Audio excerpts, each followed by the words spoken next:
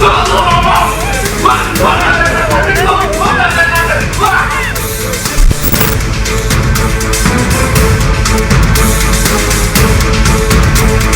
langsung lapor ke Polsek Cakung. Ke Polsek Cakung. Rawamangun dulu. Rawamangun. Iya, tapi di situ emang nggak bisa nanganin karena. Oke, kejadiannya di Cakung. Akhirnya dirujuk ke Cakung. Ya, di Cakung juga nggak bisa nanganin juga. Kenapa yang Rawamangun menolak?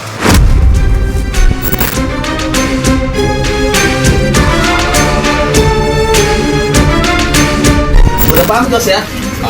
Udah paham nggak? Masalahnya udah paham? Saya hilaf. Hilaf. Bang bener bang merasa kebal hukum bang. Bang, kok hilaf berkali-kali bang? Tidak ada intervensi dari personel polisi militer Angkatan Darat karena memang tidak ada kaitannya. Pelaku ini kasat mata terlihat dia sakit jiwa atau apa sih? Kami tidak bisa mengejas ataupun kami tidak bisa menentukan. Tega itu gitu kan? Kami akan melakukan pemeriksaan. Kami sudah baik-baik.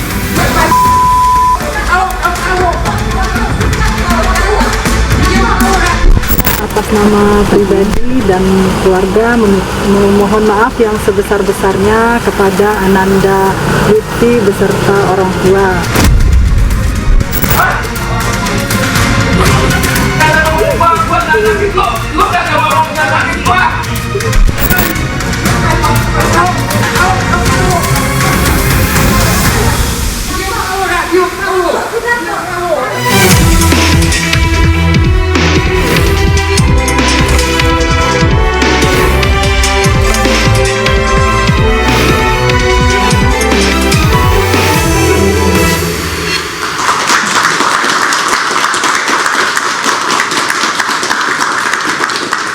Pemirsa, ketika penegakan hukum seolah harus menunggu sorotan media sosial, istilah no viral, no justice menjadi kenyataan pahit di negeri ini. Kasus penganiayaan karyawan toko roti oleh anak bosnya dan penganiayaan seorang dokter koas menjadi bukti nyata kekuatan dunia maya. Apakah keadilan harus menunggu banyaknya jumlah like dan share? Dan bukankah setiap warga negara sama kedudukannya di mata hukum? Bersama saya Anisha Dasuki. Dan saya Breba Ratenaya. Inilah Interupsi. No viral, no justice, netizen teriak, hukum bergerak. Dan pemirsa, kami akan membahasnya bersama para narasumber yang sudah hadir di studio Interupsi pada malam hari ini. Di sebelah kanan saya ada Arianto Sutadi, penasihat ahli Kapolri. Selamat malam Pak Arianto. Dan ada Suparji Ahmad, pakar hukum pidana. Selamat malam Pak Suparji. Baik, di sebelah kiri saya sudah ada juga Pak Jainuddin, pengacara korban yang bernama Dwi Ayu. Selamat malam Pak. Dan nanti juga akan bergabung bersama kami di studio ada Susno Duaji yang merupakan Kabar Eskrim Polri 2008-2009 ya. Dan sudah hadir juga bersama kami di floor ada Mbak Dwi Ayu Darmawati, korban penganiayaan. Saya mungkin pemirsa sudah mendengarnya di media sosial ketika Mbak Ayu ini dipanggil oleh DPR RI. Saya ingin berbincang-bincang mungkin lebih dalam dengan Mbak Ayu. Mbak Ayu, bisa dipakai mic-nya Mbak Ayu? Mbak Ayu, saya sempat baca-baca bahwa ini sudah penganiayaan yang kesekian kalinya. Benar begitu? Boleh cerita Mbak Ayu? Ya, benar. Sudah berapa kali? 2 kali. Dengan perlakuan yang sama Mbak Ayu? Kalau iya pemukulan. Pemukulan? Apa pelemparan barang gitu? Separah yang terjadi? Parah yang viral ini. Lebih parah yang viral ini. Penyebab sampai ngamuk itu biasanya apa? Hal-hal sepele seperti itu Mbak? Iya betul. Biasanya apa? Apakah memang dia pelaku ini biasa menyuruh hal-hal di luar job desk kepada karyawan Mbak? Betul. Seperti apa Mbak misalnya? Contohnya yang penolakan saya juga itu, dia tuh suka nyuruh nganterin makanan, ngambilin air kayak gitu. Memang setiap harinya pelaku ini berada di toko roti milik orang tuanya itu Mbak? Iya karena toko itu gabung sama rumah pribadi. Mbak, informasi yang kami dengar bahwa Anda, Mbak Ayu ini dibayar di bawah upah UMR, benar? Bahkan menunggak katanya bayar. Betul. Boleh diceritakan Mbak Ayu? Eh, Boleh diceritakan Mbak Ayu? Ya, seperti saya memang seperti apa deal-dealan kerjanya sampai. Jadi kerja di situ tanpa ada tanda tangan kontrak, hanya tahap interview. Kerja berapa jam satu hari Mbak Ayu? Karena di situ kekurangan orang, jadi saya setiap bulan selalu lembur. Itu kerja dari jam 6 sampai jam 12 Malam? sampai jam 1 juga. Jadwalnya cuma sampai jam 10, tapi karena kekurangan orang jadi Jam 6 apa nih? Jam 6 jam pagi? 6 pagi. Sampai jam 12 malam? Yap. Lemburnya dibayar Mbak? Lemburan dibayar, tapi kalau udah lewat jam nggak ada uang tambahan. Oke. Oke. Katanya sempat nunggak juga Mbak pembayaran? Gaji saya yang bulan Oktober belum dibayar. Itu setelah kejadian ya berarti? Ya. Terus kemudian Anda sempat bercerita ketika dipanggil oleh DPR bahwa itu kejadian tanggal 17. Anda lapor tanggal 18, sempat ditolak di Rawamangun, kemudian pindah ke Cakung. Cakung juga katanya tidak ditindaklanjuti. Di Cakung sepertinya dia tidak memadai ya di situ. Akhirnya dia rujuk saya ke Polres Jakarta Timur. Oh, di situ ditindaklanjuti. Yep. Terus Anda juga katanya sempat berganti pengacara, yang pertama itu dikirim oleh keluarganya. Yep. Anda tidak tahu itu awalnya dikirim oleh Nggak tahu. keluarganya? Jadi pas ini kejadian, beberapa hari kemudian ada seseorang yang nelpon saya, bilangnya dari LBH ya, atensi dari Polda. Karena saya nggak ngerti, jadi saya percaya aja. Terus saya juga sempat tanda tangan surat kuasa.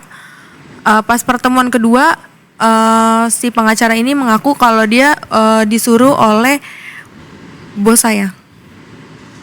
Disuruh jadi pengacara. Yep. Alasannya apa? Katanya biar ngawal kasus saya sampai selesai katanya. Biar untuk mempermudah membebaskan anaknya kah atau bagaimana? Kurang tahu kalau itu. Tapi ketika berjalan kasus itu Anda merasa dibela oleh pengacara itu? Itu apa ya?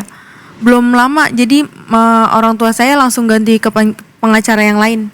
Nah, yang pengacara kedua ini katanya orang tua Anda sampai jual motor segala. Itu katanya cuma minta uang doang. Iya, jadi pas pergantian pengacara yang kedua ini awalnya berjalan lancar aja, tapi setiap ada info dari polisi, dia datang ke rumah memberikan informasi, tapi meminta uang. Sampai mama saya habis-habisan duitnya, tetap dia minta duit karena mama udah nggak ada duit lagi, jadi mau nggak mau jual motor satu-satunya. Sampai habis berapa Mbak kalau boleh tahu? 12 juta. Tapi itu total keseruan, jadi bayarnya bertahap gitu. Setiap pertemuan gitu. Itu tiap pertemuan tuh meminta seperti itu. Betul. Tapi ada perkembangan kasusnya kah? Apakah pelakunya diperiksa gitu? Jadi saya cuma stuck sampai BAP. Stuck sampai BAP itu pun hanya Mbak Ayu yang di BAP? Setahu saya itu. Pelaku nggak sama sekali? Mungkin orang tua si pelaku. Nah, ketika Mbak Ayu melaporkan kasus ini ya Mbak Ayu, video ini sudah Mbak Ayu bawa? Baru saya kasih karena saya tuh awalnya nggak ngerti kalau emang itu tuh harus dikasih juga. Saya kira kan barang buktinya, karena kan saya pas awal itu udah ngasih baju yang ada darahnya. Saya kira itu cukup. Ternyata saya baru tahu kalau itu kurang untuk. Nah, Mbak Ayu untuk sampai memviralkan video ini pasti kan butuh keberanian. Pernah menerima ancaman atau apa dari? Pas viral, bos saya bilang kalau nggak hapus videonya, saya bakal laporin kamu ke polisi. Sempat menerima ancaman seperti itu? Tapi itu kan lewat via chat ya, tapi itu dihapus sama dia. Tapi untungnya udah saya SS. Udah di screenshot ya ketika itu.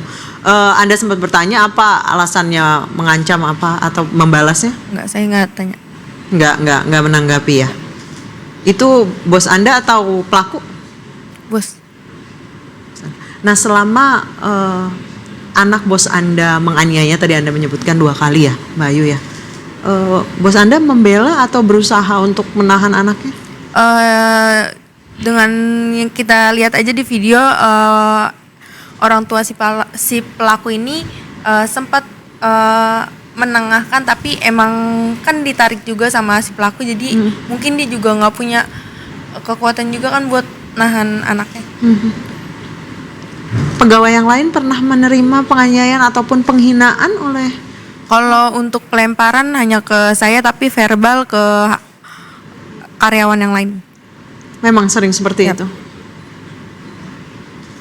Baik. Oke. Saya boleh ke Pak Arianto. Pak Arianto, begitu lama 1 bulan sampai akhirnya pelaku ditangkap, viral tanggal 13. Ya Pak, Ya. benar baru 13, baru kemarin ditangkap. Itu sebenarnya apa yang salah, Pak? Apakah memang no viral no justice? Ya, itu salahnya polisi. Salahnya polisi tidak segera menangani laporan yang disampaikan oleh rakyat. Kenapa begitu? Polisi itu adalah penegak hukum. Dia sebagai gerbang pertama untuk menangani setiap pelanggaran hukum, terutama pidana ya. Pidana itu kalau polisi tidak melakukan penyidikan, maka hukum tidak bisa ditegakkan. Nah, padahal tahun 2009 saya masih Kadipinkum. Saya sudah menyusun SOP bagaimana cara menangani pelayanan yang baik di bidang penegakan hukum. Yaitu yang saya ingat ya, nomor 1, polisi dilarang menolak laporan. Meskipun kondisinya tidak memadai, tadi Mbak Ayu bilang Ya, mungkin pokoknya polisi dilarang menolak laporan. polseknya kecil gitu. Meskipun lokus deliktinya tidak di situ, tapi harusnya waktu itu saya ingat terima dulu, kemudian Berarti bisa jadi kasusnya Mbak Ayu dianggap nggak penting gitu oleh ya, polisi. nanti saya ceritakan kenapa kasus itu ditolak oleh itu ya. Oke. Saya ceritakan dulu ini. Jadi kalau tadi ditanyakan itu 1 bulan kok baru ditangani, itu salah besar polisi. Karena polisi itu harusnya cepat menangani ya, dalam prosedurnya seperti itu. Menangani, dan apabila ada laporan ini nggak memenuhi syarat gitu, dia kasih tahu, oh ini misalkan lokus deliktinya sana, laporannya diterima kemudian diserahkan ke yang sana. Dan harusnya polisi Teorinya yang menyerahkan, begitu, iya. bukan mempingpong Teorinya korban ya. begitu, ya. Tapi sekarang yang bergulir ya, setiap orang laporan itu harus di SPK dulu, dicek dulu apakah cukup ini suatu pidana atau bukan, alat buktinya cukup apa tidak. Sekarang yang dilaksanakan oleh polisi di pelayanan terdepan gitu. Nah, inilah yang menurut saya ini salah satu aspek kenapa itu, sehingga itu bisa terlambat ya. Jadi kalau saya mau mengatakan tadi ya, polisi kenapa kok kemudian menelantarkan itu tadi ya? Biasanya dalam pengalaman yang saya lihat itu, keterlambatan penanganan itu ada paling tidak 3 faktor. Jenis kasusnya yang kebarkan atau dari korban, kemudian pelaku, aspek pelaku ataupun aspek petugas yang menerima, dan yang ketiga sistem pengawasan yang terjadi di kesatuan itu. Oke, tapi kemudian kita akan coba kembali ke belakang ketika proses pelaporannya ke Pak Jainuddin. Pak Jainuddin, waktu itu kan Bapak kan berarti bukan pengacara pertamanya. Ya, betul. Berarti Bapak pengacara yang ketiga. Ya. Ketiga sejak menangani kasus di tanggal berapa Pak waktu itu, Pak? Tanggal 15. Tanggal 15 Desember kemarin Iya, ini. betul. Nah, ini kan sudah ada kasusnya di Polres Jakarta Timur. Nah, bagaimana kemudian waktu itu proses penolakan korban sejak awal pelaporan tanggal 17 Oktober ketika kejadian sampai akhirnya sekarang baru viral kemudian bisa ditangani, Pak Jainuddin? Ya, jadi setelah saya dalami sejak saya terima surat kuasa tanggal 15 itu, bahwasanya pertama melaporkan itu adalah di Polsek Pulau Gadung. Tapi dengan alasan di situ bukan tempat kejadian perkara atau wilayah hukum Polsek Pulau Gadung, maka diarahkan ke Polsek Cakung. Ya, di Polsek Cakung pun demikian, karena keterbatasan SDM, mungkin di sana tidak ada unit PPA, diarahkanlah ke Polres Jakarta Timur. Ya. Di sana pun di Polres Jakarta Timur laporan itu diterima hampir menjelang subuh. Oke. Ya, coba bayangkan seorang perempuan dengan luka yang selain luka sobek juga luka lebam. Ya. Ini layak sebenarnya harus dirawat saat itu. Ya. Karena keterbatasan finansial, dia terpaksa nggak ada gitu loh. Perawatan itu harusnya dirawat karena luka itu bahkan ada yang di dekat mohon maaf ya alat vitalnya seperti itu gitu loh. Oke. Karena seperti dalam video itu gitu loh, dengan membabi buta gitu loh. Makanya saya duga gitu nih. Bisa aja diduga ada perencanaan untuk membunuh gitu loh. Oke. Tapi waktu ketika Bapak dikasih surat kuasa di tanggal 15 Desember, waktu itu Anda melihat penanganan kasusnya dari awal tanggal 18 Oktober sampai sekarang itu mandek atau berjalan tapi lambat atau seperti apa, Pak? Ya, berdasarkan informasi dari kepolisian bahwa penanganan kasus itu sebenarnya sudah sesuai SOP dan secara profesional.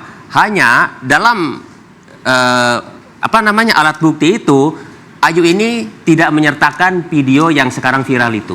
Nah, apakah butuh jempol-jempol netizen untuk mempercepat sebuah kasus? Kita akan kembali usai jeda, tetap bersama kami di Interupsi. Mas Isno, selamat datang Mas Isno.